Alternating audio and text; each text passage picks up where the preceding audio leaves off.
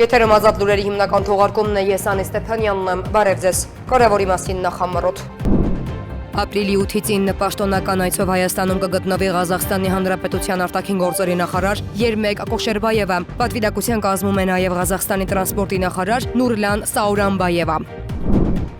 Իրանի հետ հրադադարից հետո կարող է սկսվել Մերձավոր Արևելքի ոսկե դարը։ Միացյալ Նահանգների նախագահ Դոնալդ Թրամփը հայտարարել է Իրանի դեմ ռազմական գործողությունները 2 շաբաթով դադարեցնելու մասին, հաստատելով, որ Վաշինգտոնի եւ Թեհրանի միջև ձեռք է բերվել հրադադարի համաձայնություն։ Իրանը 2 շաբաթով բացում է Հորմուզի նեղուցը։ Միջազգային հանրությունը ոգևորված է գիշերը ձեռք բերված պայմանավորվածությամբ։ Տարբեր երկրների ու միջազգային կառույցների առաջնորդները ողջունում են Միացյալ Նահանգների եւ Իրանի միջև ձեռք բերված երկշաբաթյա հրադադարը, կողմերին կոչ անելով հավատարիմ մնալ հրադադարի պայմաններին, տարածաշրջանում տևական եւ համապարփակ խաղաղության ճանապարհ հարթելու համար։ Հակակոռուպցիոն կոմիտեում քննվող քրեական վարույթի շրջանակում ձերբակալվել են մի խումբ անձինք, այդ թվում աշխատանքի եւ սոցիալական հարցերի նախկին նախարար Արտեմ Ասատրյանը։ Նույն քրեական վարույթի շրջանակում ձերբակալվել է նաեւ պետական գույքի կառավարման վարչության նախկին պետ Արման Սահակյանը։ Արդարադատության նախարարությունը փոփոխություն է իրականացնում անազատության մեջ գտնվող անձանց ուղեկցման համակարգում։ Այս տարվա ընթացքում գործառույթը ներքին գործերի նախարարությունից պետք է ամբողջությամբ փոխանցվի քրեակատարողական ծառայությանը։ Էկոպարեկային ծառայության լիազորությունները կընդլայնվեն։ Էկոպարեկային ծառայության մասին օրենքում առաջարկվող փոփոխությունների նախագիծը երկրորդ ընթերցմամբ ներկայացվել է Ազգային ժողովի տարածքային կառավարման, տեղական ինքնակառավարման, գյուղատնտեսության եւ շրջակա միջավայրի պահպանության հարցերի մշտական հանձնաժողովում։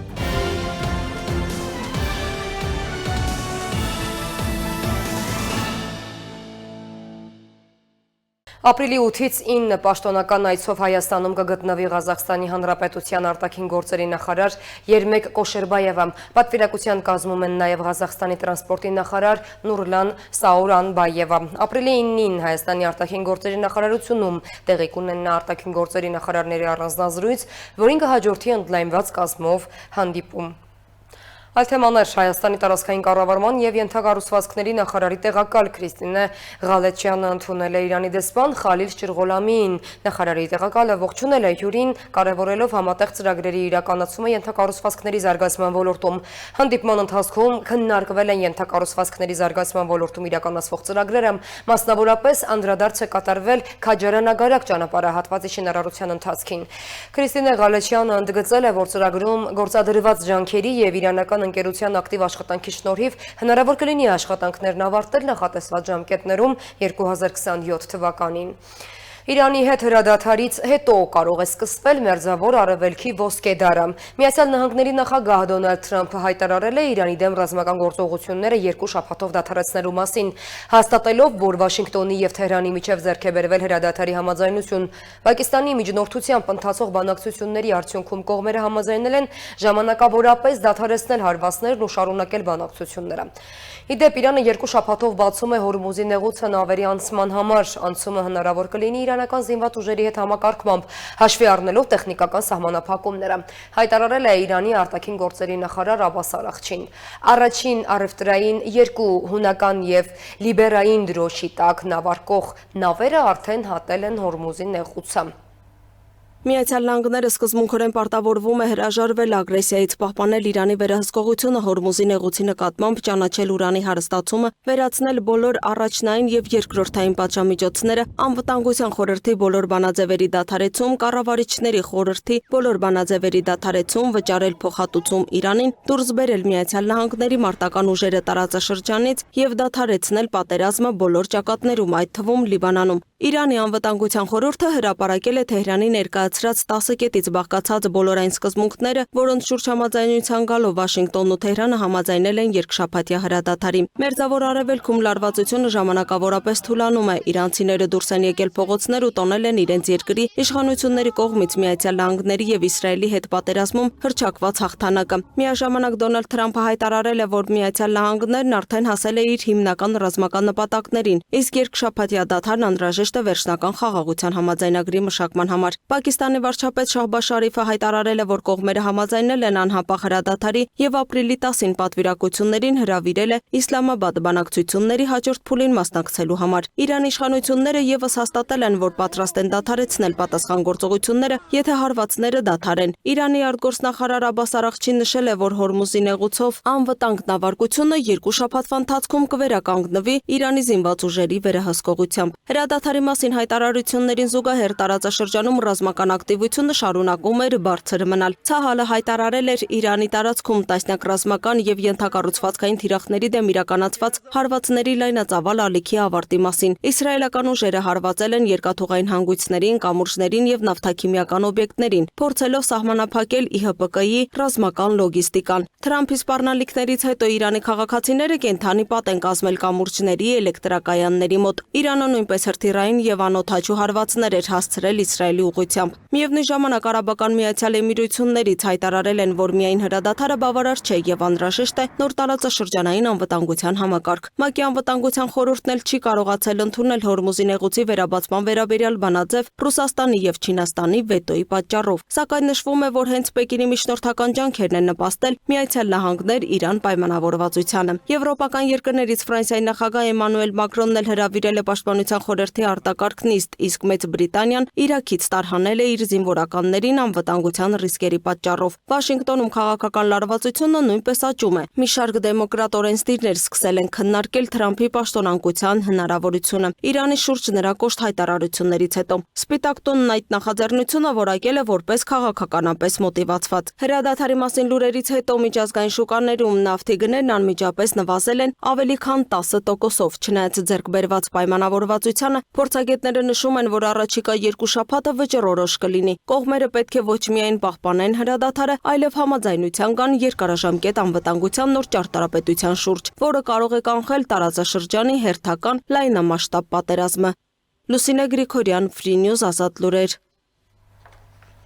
Միջազգային հանրությունը ոգևորված է գիշերը ձեռք բերված պայմանավորվածությամբ։ Տարբեր երկրների ու միջազգային կառույցների առաջնորդները ողջունում են Միացյալ Նահանգների եւ Իրանի միջև ձեռք բերված երկշաբաթյա հրադադարը, կողմերին կոչ անելով հավատարիմ մնալ հրադադարի պայմաններին, տարածաշրջանում տևական եւ համապարփակ խաղաղության ճանապարհ հարթելու համար։ ՄԱԿ-ի գլխավոր քարտուղար Անտոնիո Գուտերեշը նաև երախտագիտություն է հայտնել Պակիստանին եւ հրադադարի հաստատմանը նպաստած աշխատանքներում ներգրաված մյուս երկրներին։ ԵՄ արտաքին քաղաքականության ղեկավար Կայա Կալասն այն համարել է հետքայլ անդունդի եզրից։ Գերմանիայի կանցլեր Ֆրիդրիխ Մերցն էլ ասել է, որ հիմա նպատակը պետք է լինի առաջիկա օրերին պատերազմի վերջնական ավարտի շուրջ բանակցությունների անցկացումը։ Իսկ Մեծ Բրիտանիայի վարչապետ Քիր Ստարմերը կմեկնի Մերձավոր Արևելք Պարսից ծոցի գործընկերների հետ բանակցություններ վարելու, որպեսզի Միացյալ Նահանգների եւ Իրանի միջև կնքված երկշաբաթյա հրադադարից հետո Հորմուզի նեղուցը մշտապես բաց մնա։ Ֆրանսիայի նախագահ Էմանուել Մակրոնն էլ նաև ողջունել է հրադադարը, ապա հավելել, որ Լիբանանում իրավիճակը շարունակում է մնալ կրիտիկական։ Նա կոչ է արել Լիբանանը եւս ներգրավել համաձայնագրի մեջ, ինչպես հայտնի է Իսրայելի վարչապետ Բենյամին Նեթանյահուի գրասենյակից այսօր հայտարարել են, որ հրադադարը Լիբանանին չի վերաբերում։ Ինչևէ, ուրբաթ օրը Իսլամաբադում կմեկնարկեն բանակցությունները։ Իրանի պատվիրակությունը կղեկավարի երկրի խորհրդարանի խոսնակ Մոհամմադ Բաղեր Ղալիբաֆը, իսկ ամերիկյան բանակցային թիմը կգլխավորի Միացյալ Նահանգների փոխնախագահ J.D. Վենսը։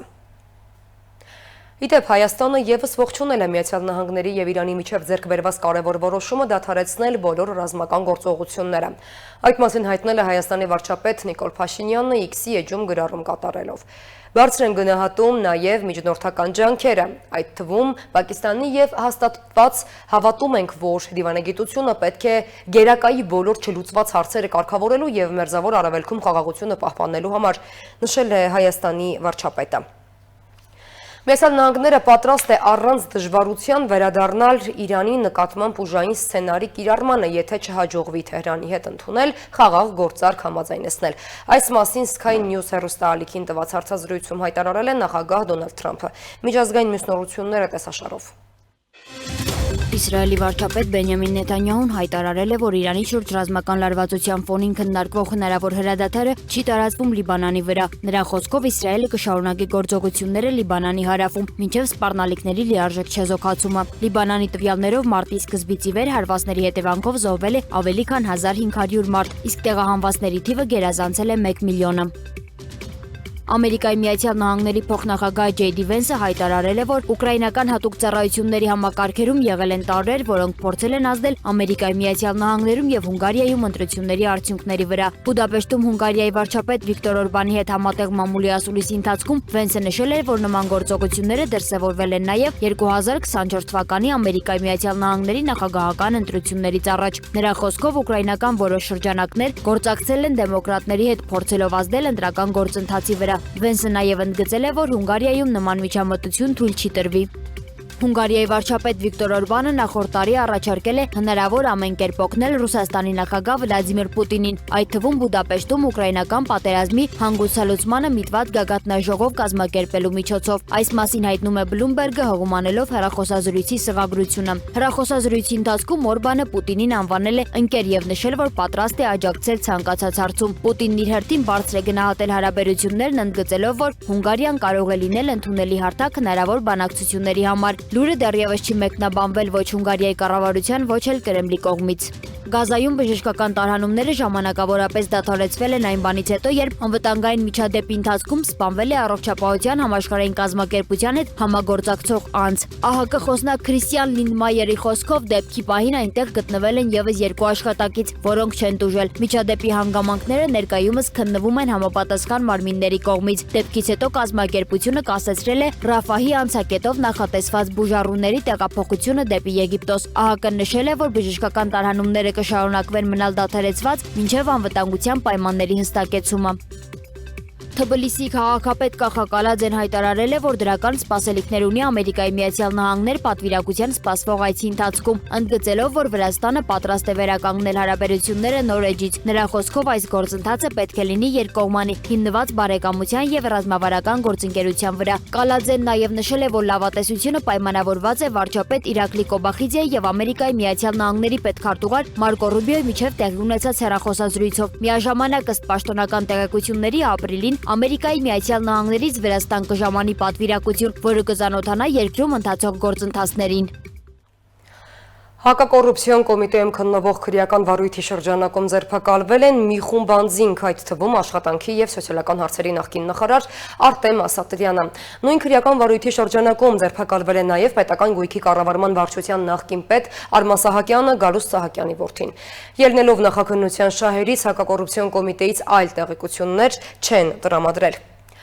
Արդարադատության նախարարությունը փոփոխություն է իրականացնում անազատության մեջ գտնվող անձանց ուղեկցման համակարգում։ Այս տարվա ընթացքում գործառույթը ներքին գործերի նախարարությունից պետք է ամբողջությամբ փոխանցվի քրեակատարողական ծառայությանը։ Ծրագրի շրջանակում արդեն ձեռք է բերվել 48 հատուկ կահավորված տրանսպորտային միջոց, որոնցից մի մասը շահագործման է հանձնվել։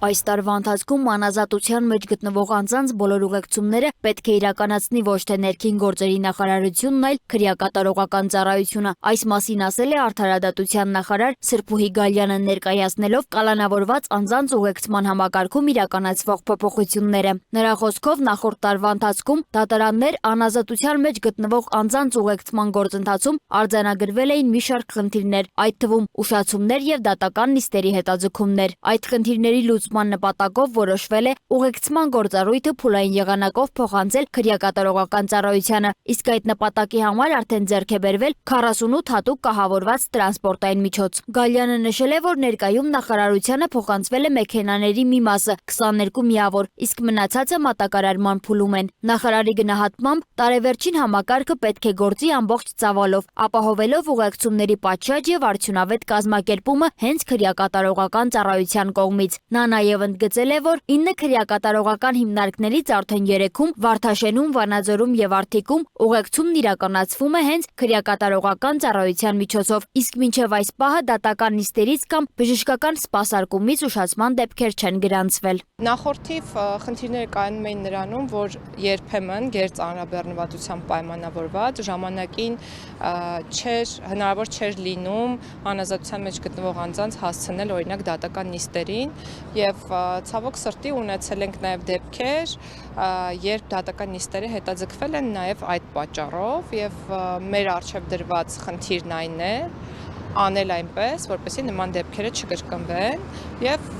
ուրախությամբ կրկին ուզում եմ նշել, որ այսօր այդպիսի դեպքեր մենք ըստ էության չունենք։ Քրեակատարողական ծառայության պետի տեղակալ Գուրգեն Սարգսյանն էլ իր հերթին հայտնել է, որ այժմ ծառայությունը համակարգում է պահպանության եւ ուղեկցման ուղղությունները, իսկ համակարգի ամբողջական փոխանցման համար աշխատանքները տարվում են միաժամանակ մի քանի ուղղությամբ։ Նրա խոսքով հատուկ կահավորված մեքենաների ձեռքբերումն այս գործընթացի կարևոր բաղադրիչներից է։ Ներկայումս քրեակատարողական հիմնարկներում պահվող կալանավորված անձանց ուղեկցման գործառույթը իրականացնում է ներքին գործերի նախարարության ոստիկանությունը, բայց միաժամանակ իրականացվում են քայլեր այդ գործառույթը քրեակատարողական ծառայությանը փոխանցելու համար։ Արդեն իսկ 3 քրեակատարողական հիմնարկներում Վանաձոր, Վարդաշեն եւ Արթիկ կալանավորված անձանց ուղեկցումները իրականացնում է քրեակատարողական ծառայությունը։ Ընդհանուր ուղեկցումները բոլոր հիմնարկներում, որ կազմակերպենք, մի քանի ուղղություններով աշխատանքներ ենք տանում, ուղղություններից մեկը հատուկ կառավարում ունեցող տրանսպորտային միջոցների ձեռքբերումն է։ Ներկայությամբ արդեն թվով 48 տրանսպորտային միջոցներ ձեռք ենք բերել, 20-որից 22-ը մատակարարվել են, իսկ մյուս տրանսպորտային միջոցները գտնվում են ներմուծման եւ վերակառուցման փուլում։ Սարգսյանը նաեւ նշել է, որ այդ մեքենաները նախատեսված են մինչեւ 4 ամս տեղափոխելու համար, ինչը հնարավորություն է տալիս ապահովել անհրաժեշտ անվտանգությունն ու վերահսկողությունը։ Նրա խոսքով ներկա ծառայողները նախապես ունեցել են դատապարտյալների ուղեկցման փորձ եւ անհրաժեշտ պատրաստվածություն։ Այժմ նաեւ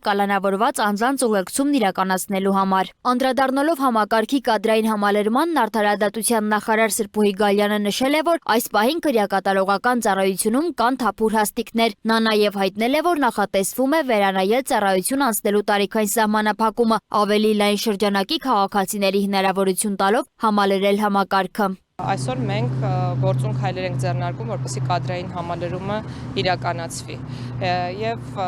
կարծես թե հաջողում ենք այդ առումով ու ցանկալի կլիներ, որպեսզի մեր քաղաքացիները ավելի հետաքրքրված ու ակտիվ լինեին այն տեսանկյունից, որ ցանկություն ունեն նաեւ ներգրավել այս աշխատանքներում եւ ծառայության անցնել քրեակատարողական ծառայություն։ Նախարարության ներկայացմամբ նախաձեռնության նպատակը ոչ միայն ուղեկցումների կազմակերպչական բեռի վերաբաշխումն է, այլև համակարգի ավելի կենտրոնացված, կանխատեսելի ու արդյունավետ աշխատանքը, բացառելով այն իրավիճակները, երբ տեխնիկական կամ մարդկային ռեսուրսների պակասի պատճառով կարող են խաթարվել դատավարական կամ բժշկական գործընթացները։ Սոնա Գիշյան, Արմեն Բոյաջյան, Free News, Ազատ լուրեր։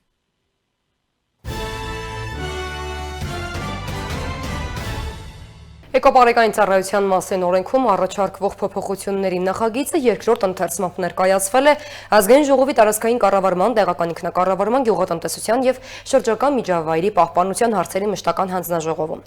Շրջակա միջավայրի նախարարի տեղակալ Արամ Մեյմարյանի խոսքով նախաձեռնությունը նպատակ ունի ընդլայնել էկոպարեկային ծառայության լիազորությունները։ Նշվել է, որ փոփոխությունները կբարձրացնեն բնապահպանական վերահսկողության արդյունավետությունը։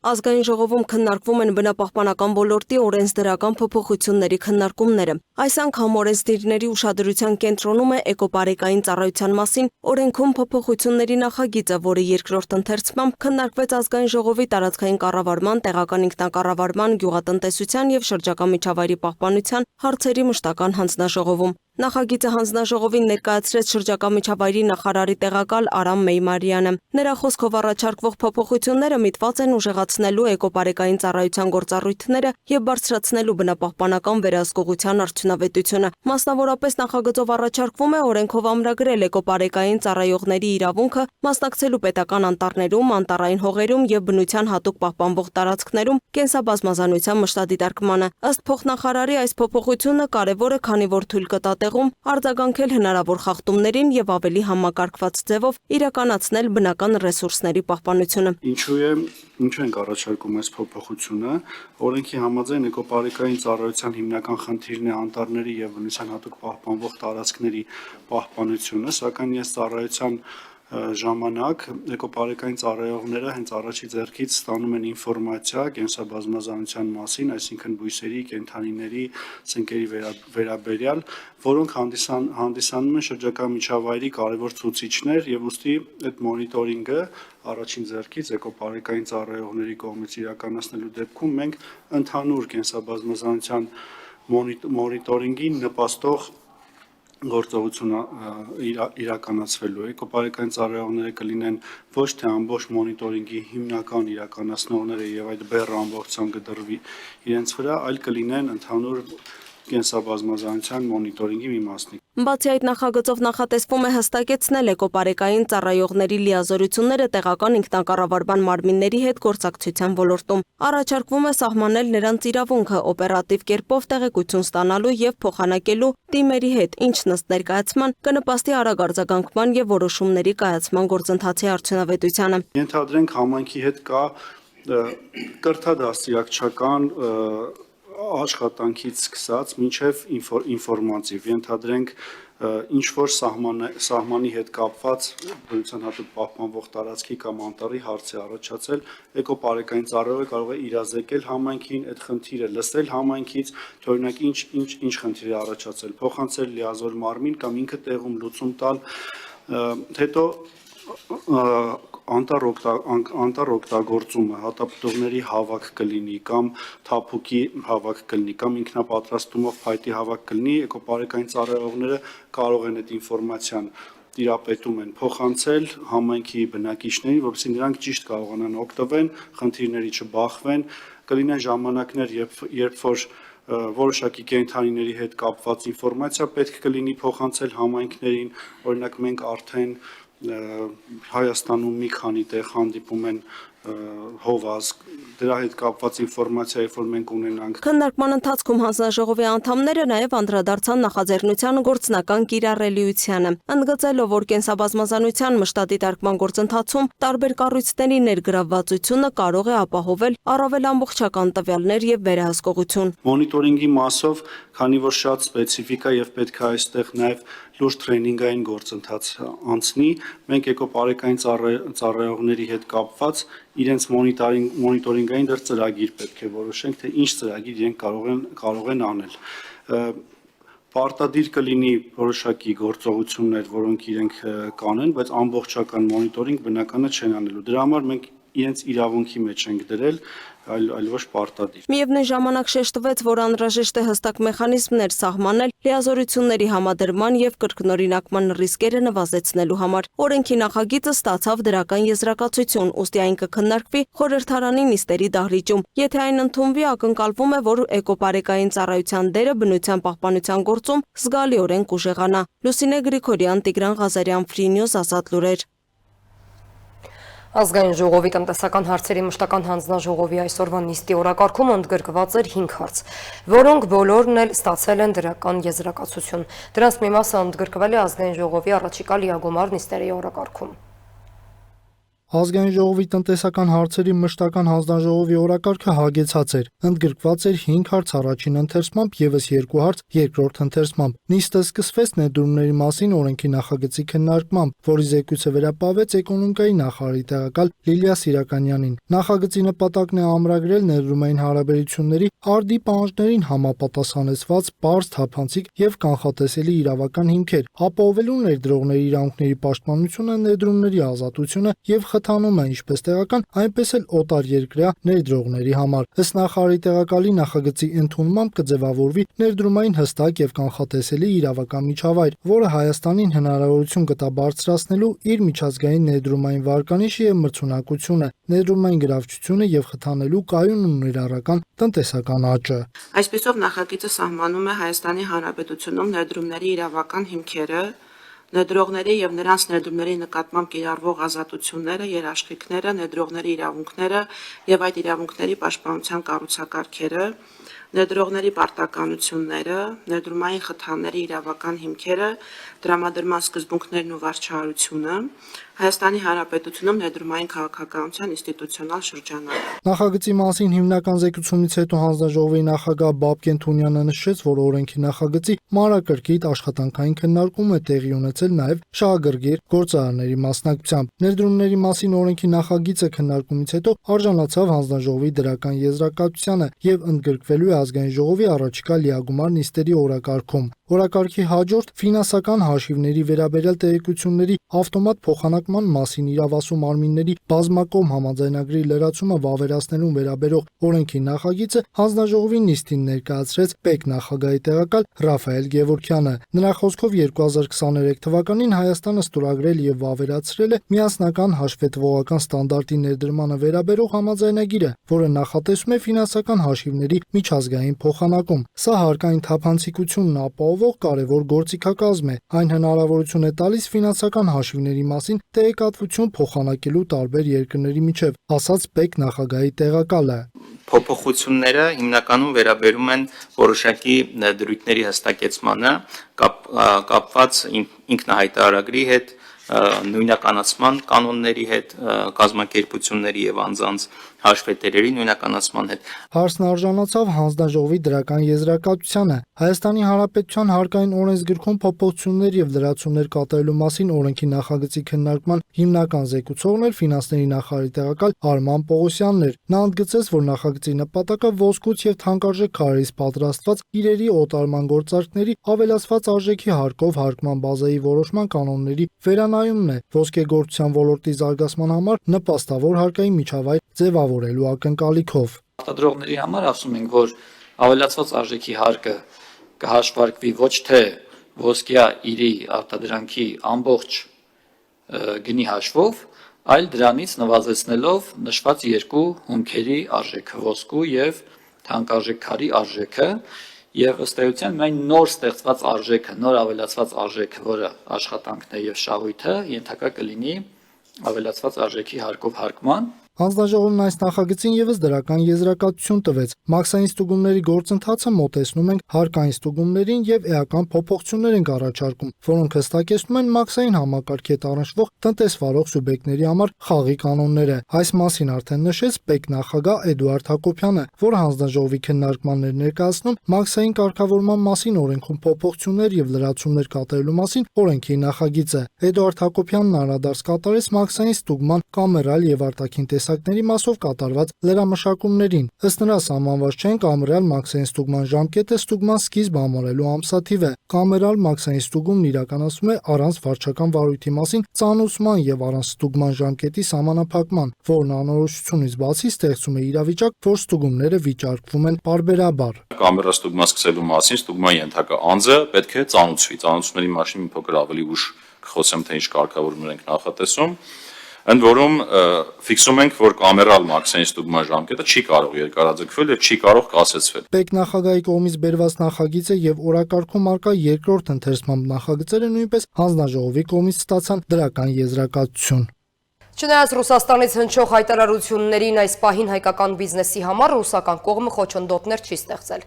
Այնուամենայնիվ, ինչպես նկատել է ՊԵԿ նախագահ Էդուարդ Հակոբյանը, հայ տնտեսվարողների նկատմամբ խիստ վերահսկողություն հաճախ է կիրառվում։ ՊԵԿ նախագահ Էդուարդ Հակոբյանը ազգային ժողովի տնտեսական հարցերի մշտական հանձնաժողովի նիստից հետո լրագրողների հետ զրույցում անդրադարձավ վերջին շրջանում Ռուսաստանի Դաշնության տարբեր պաշտոնյաների կողմից հնչեցվող այն հայտարարություններին, որոնք մասնավորապես վերաբերում են այդ երկրում հայաստանյան բիզնեսի հնարավոր խոչընդոտմանը։ Հակոբյանի խոսքով այս պահին այդպիսի ազդակներ դեռևս չկան, չնայած որ նման երևույթները նորություն չեն, նշեց պաշտոնյան եւ ընդգծեց, որ պատմության ընթացքում պարբերաբար ռուսական կողմից հայկական ապրանքատեսակների վրա խիստ վերահսկողություն է սահմանվում, հիշեցնելով մասնավորապես նախորդ տարի կոնյակի արտահանման հետ կապված դժվարությունները, որոնց բախվել էին հայ տնտեսվարողները։ ՊԵԿ նախագահը հորդորեց հայ տնտեսվարողներին, որ նրանք առավել հետևողական լինեն չափանիշների պահպանման հարցում, որպեսզի անհրաժեշտության դեպքում պետությունը կարողանա կանխարգելիչ միջոցներ ձեռնարկել։ Լինում են դրվագներ, որ այդ ապրանքաքանակները չեն համապատասխանում այդ բաժներին, լինում են դրվագներ, որ օրինակ ռուսական գործընկերների կողմից հարց է բարձրացվում, թե ինչու օրինակ չի նշվում կամ պատշաճ չի նշվում այն տնտեսվարողը, որին մատակարարվում է տվյալ ապրանքը։ Այս երկու խումբ խնդիրներն են, որպես այդպեսին սովորաբար օրակարգում։ Ռուսական կողմի խստացված ստուգումներն ու դրանով պայմանավորված արտահանման ծավալների հնարավոր նվազեցումը չեն կարող խոչընդոտել տնտեսական աճին, կարծում է Հակոբյանը։ Նա հակադարձեց նաև այն մեղադրանքներին, թե ՊԵԿ-ը առաջնորդվում է վարչապետի հորդորներով։ Հակոբյանի պնդմամբ թե վարչապետը ի պաշտոն է տիրապետում է ոլորտում տիրող իրավիճակին, բայց երբևիցե չի թիրախավորել որևէ տնտեսվարողի։ Նրա հավաստմամբ կոմիտեն առաջնորդվում է միայն օրենքով։ Այս ժամի համար այսքանը, թողարկման ավարտին ծանոթացեք եղանակային կանխատեսումներին, կհանդիպենք։